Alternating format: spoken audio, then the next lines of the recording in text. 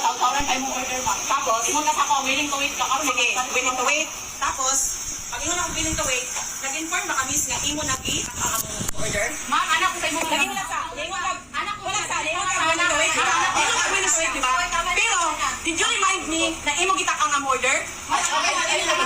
Did you remind me nga gi-order di-take ang nimo ang order? Ha, did you remind me? Nag-remind ba ka nga gitakang nimo ang order? Dapat, in the first place, ni-remind ka sa ako ang ma'am, wala pa na mo gitakang yung order.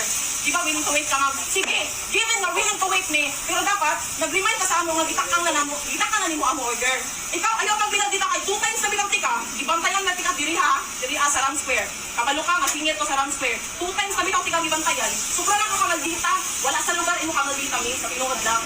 Dili ka kabalo mo approach yung customer. Kay bisag tarungon ka, dili ka magdina kayo.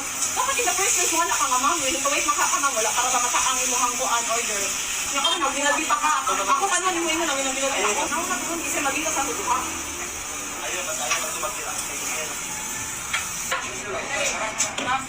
Hindi ako susi. Kasi nga yung miss. Namulok ka ha. Namulok ka ha. Kasi ako susi. Namulok ka ha. Namulok ka. Guard, o balik ko sa police station. Ikaw nangharas ka. Nangharas ka. Namulok ka ha.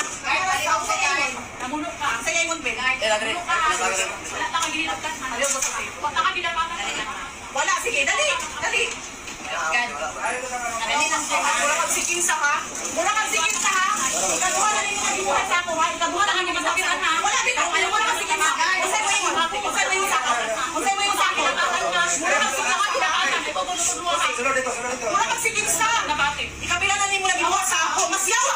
Ayaw. Manula na ka sa ako. Ayaw. Puno ka sa Sa tao ng station. Gawin tayo. Ihagit ko rin. Gawin tayo.